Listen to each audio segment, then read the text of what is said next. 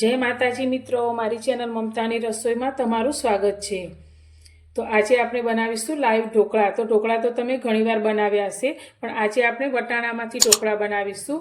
તો અત્યારે શિયાળાની ઋતુમાં વટાણા ખૂબ જ ફ્રેશ મળતા હોય છે, તો વટાણામાંથી આપણે ઘણી બધી અલગ અલગ રેસીપીઓ બનાવતા હોઈએ છીએ, પણ તમે ક્યારે આ રીતે વટાણાના ઢોકળા નહીં બનાવ્યા હોય તો આજે એકદમ ખાવામાં ટેસ્ટી એવા લાઈવ ઢોકળા બનાવીશું। તો ના દાળ ચોખાને પલાળવાની ઝંઝટ, ના દળવાની ઝંઝટ, ના હાથો લાવવાની ઝંઝટ। તો ખૂબ જ ઝડપથી અને એકદમ સરસ એવા ટેસ્ટી ઢોકળા બનાવીશું। તો અત્યારે ઢોકળા બનાવવા માટે મેં ફોડેલા 1 વાટકી ફ્રેશ વટાણા લીધા છે। તો હવે આપણે વટાણાને એક તપેલીની અંદર લઈ લઈશું અને તેની અંદર આપણે પાણી રેડી અને અંદર થોડું મીઠું નાખી અને બાફી લઈશું।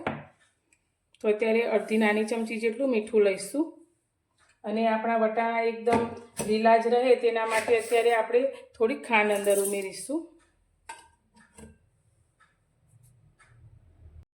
વટાણાને આપણે ગેસ પર લઈ લીધા છે, તો તપેલીમાં પાણી રેડી અને આને 5 મિનિટ માટે આપણે બાફી લઈશું। હવે આપણે ઢોકળા માટેનું બેટર તૈયાર કરીશું। તો તેના માટે અત્યારે મેં 1 વાટકી રવો લીધો છે। તો જે વાટકીથી આપણે વટાણા લીધા છે તે જ વાટકીના માપથી અત્યારે મેં ઝીણો રવો લીધો છે। તમે રવાની જગ્યાએ સોજીનો ઉપયોગ પણ કરી શકો છો। હવે તેની સાથે આપણે 1 ચમચી જેટલો ચણાનો લોટ ઉમેરીશું અને સ્વાદ પ્રમાણે મીઠું એડ કરીશું 1 નાની ચમચી જેટલું અને બધી જ વસ્તુ સારી રીતે મિક્સ કરી લઈશું। તો અત્યારે આપણે લાઈવ ઢોકળા બનાવીએ છીએ એટલે કોઈ હાથો લાવવાની ઝંઝટ વગર ખૂબ જ ઝડપથી આ ઢોકળા બનીને તૈયાર થાય છે। હવે આની અંદર આપણે 1 નાની વાટકી જેટલું મેં દહીં લીધું છે। તો ખાટું પણ નહીં અને મોળું પણ નહીં તેવું મીડિયમ દહીં છે, તે આપણે અંદર લઈ લઈશું અને મિક્સ કરીશું। તમે દહીંની જગ્યાએ છાશનો ઉપયોગ પણ કરી શકો છો। હવે આપણે તે જ વાટકીથી અડધી વાટકી જેટલું પાણી રેડીશું અને બધી જ વસ્તુને સારી રીતે મિક્સ કરી લઈશું। તો તમે ક્યારે આ રીતે વટાણાના ઢોકળા ના બનાવે તો એકવાર જરૂરથી ટ્રાય કરજો। તો ઘણીવાર બાળકો વટાણા ખાવાનું પસંદ નથી કરતા હોતા અને આજે સાથે આપણે બીજી એક વસ્તુ પણ અંદર ઉમેરીશું જેથી ઢોકળાનો ટેસ્ટ એકદમ સરસ આવશે અને એકદમ ગ્રીન એવા આપણા ઢોકળા બનીને તૈયાર થશે। તો લોટ આપણો સારી રીતે પડી ગયો છે, તો હવે તેને ઢાંકી અને સાઈડમાં મૂકીશું। હવે આપણે ઢોકળા સાથે ખવાતી લીલી ચટણી તૈયાર કરીશું। તો તેના માટે અત્યારે આપણે એક મિક્સર જાર લીધો છે, તો તેમાં અત્યારે મેં લીલી કોથમીર લીધી છે જે ડાળી સહિત આપણે અંદર લઈ લઈશું। સાથે મેં 2 લીલા મરચાં લીધા છે જે મીડિયમ તીખા હોય તેવા લીધા છે। સાથે સ્વાદ પ્રમાણે થોડું મીઠું એડ કરીશું અને સાથે આપણે 1 નાની ચમચી જેટલું જીરું લઈશું।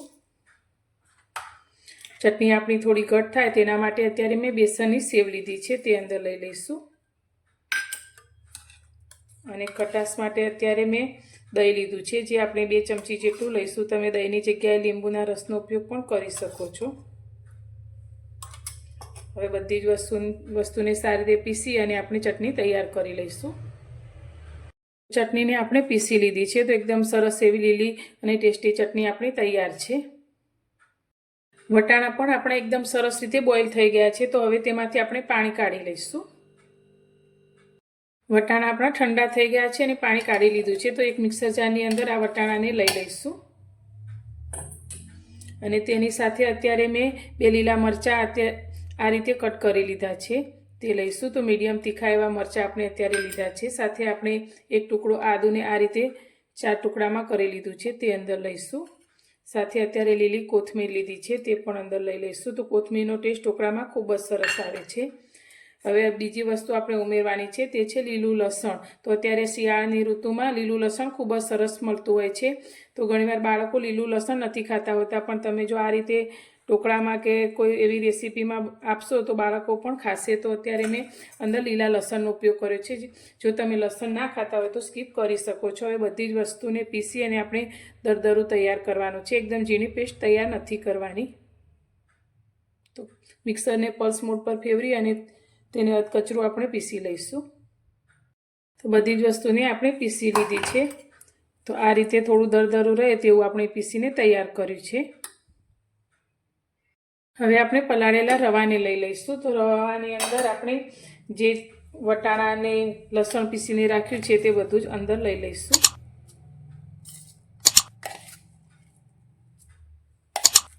તો આ ઢોકળાના ટેસ્ટમાં તમે જો લસણ ઉમેરશો તો એકદમ સરસ એવું લાગશે.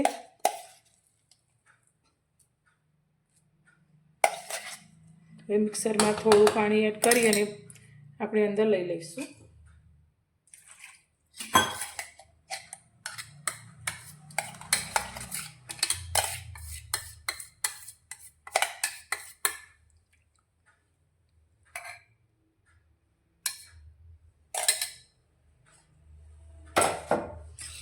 હવે બધું સારી રીતે આપણે મિક્સ કરી લઈશું.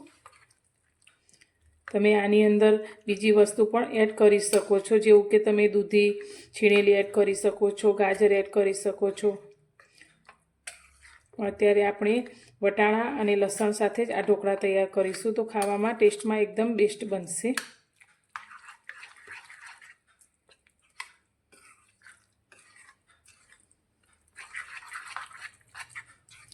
તો મિક્સ કર્યા પછી હવે આની અંદર આપણે થોડું જીરું એડ કરીશું.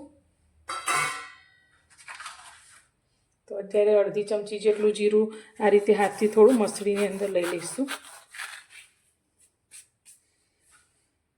અને ઢોકળા આપણે એકદમ ફૂલેલા અને પોચા તૈયાર થાય તેના માટે અત્યારે મેં ખાવાનો સોડા લીધો છે, અડધી નાની ચમચી જેટલો, તે અંદર લઈ લઈશું. અને તેની ઉપર થોડું પાણી રેડી અને સારી રીતે મિક્સ કરી લઈશું.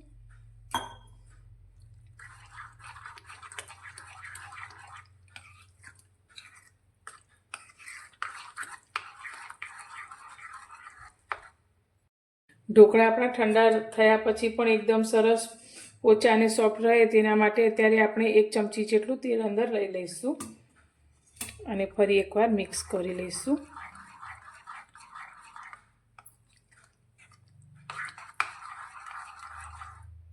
અત્યારે મેં એક મોટા વાસણની અંદર પાણી ગરમ કરવા માટે રાખી લીધું છે અને ઉપર એક આ રીતે કાઠીલો રાખ્યો છે. તો હવે તેની ઉપર તેલથી ગ્રીસ કરેલી થાળી આપણે મૂકી દઈશું.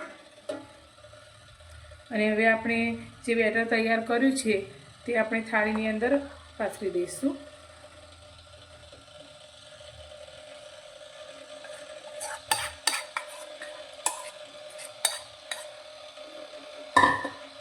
અને બધી જ બાજુથી એક સરખું આપણે ફેલાવી લઈશું.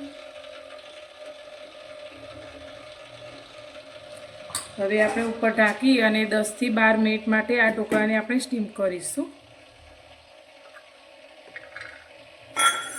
અને ઉપરથી આપણે આ રીતે વજન થોડું મૂકી દઈશું, જેથી અંદરની વરાળ બહાર ના આવે. તો ઢોકળાને સ્ટીમ થતાં 12-13 મિનિટ જેટલો સમય થયો છે. તો ગેસની ફ્લેમ આપણે અત્યારે બંધ કરી દઈશું અને હવે ઢોકળાને જોઈ લઈશું.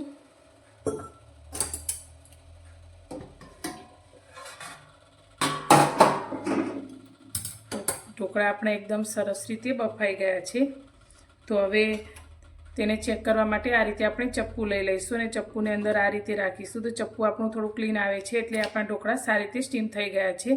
તો હવે તેને આપણે નીચે ઉતારી લઈશું. ઢોકળા આપણા તૈયાર થઈ ગયા છે. તો હવે તેમાં આપણે કટ લગાવી લઈશું, જેથી આપણે તેના પીસ કરી શકીએ. તો આ રીતે આપણે બધા પીસ તૈયાર કરવા માટે કટ લગાવીશું. તો તમે આ રીતે પણ આ ઢોકળાને ચટણી સાથે ખાઈ શકો છો, પણ અત્યારે આપણે વધુ ટેસ્ટ આપવા માટે થોડો વઘાર કરી લઈશું. ઓમ નમઃ શિવાય. અત્યારે આપણે વઘારિયામાં 2 ચમચી જેટલું તેલ લીધું છે, જે તેલ આપણે ગરમ કરવા માટે રાખી લીધું છે. તો તેલ આપણું થોડું ગરમ થાય એટલે અત્યારે આપણે 1 નાની ચમચી જેટલી રાઈ એડ કરીશું અને રાઈ થોડી ફૂટવા દઈશું. રાઈ આપણી ફૂટવા લાગી છે. તો અત્યારે આપણે 1 નાની ચમચી જેટલા સફેદ તલ લીધા છે તે અંદર લઈ લઈશું અને થોડી આપણે હિંગ લઈ લઈશું. અને વઘાર આપણો સારી રીતે તૈયાર થઈ ગયો છે. તો હવે તેને આપણે ગેસ બંધ કરી અને ઢોકળા ઉપર લઈ લઈશું. પહેલા વઘારને આપણે આ રીતે ઢોકળા ઉપર રેડી દઈશું.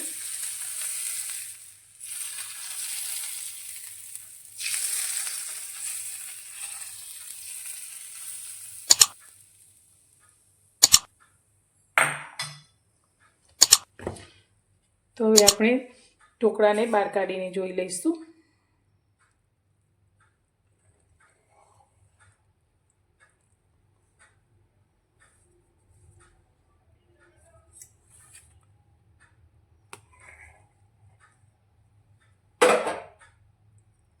તો આ રીતે ઢોકળાનો એક ટુકડો લઈને જોઈએ તો તમે જોઈ શકો છો એકદમ સરસ જાળીદાર અને સ્પોન્જી એવા આપણા ઢોકળા તૈયાર થયા છે અને કલર પણ એકદમ સરસ એવો ગ્રીન આવ્યો છે. તો એકદમ પોચારું જેવા અને ટેસ્ટ તો એટલો સરસ કે તમે ખાતા જ રહી જશો. અને આને આપણે બનાવેલી લીલી ચટણી સાથે આ ઢોકળા એકદમ ટેસ્ટી લાગે છે. તો મિત્રો તમને આજની આ રેસીપી કેવી લાગી તે મને કોમેન્ટમાં જરૂરથી જણાવજો અને પસંદ આવી હોય તો વિડીયોને લાઇક કરજો, શેર કરજો અને મારી ચેનલ પર નવા છો તો ચેનલને સબસ્ક્રાઈબ કરવાનું બિલકુલ ભૂલતા નહીં. તો ફરી મળીશું એક નવી જ રેસીપી સાથે નવા વિડીયોમાં.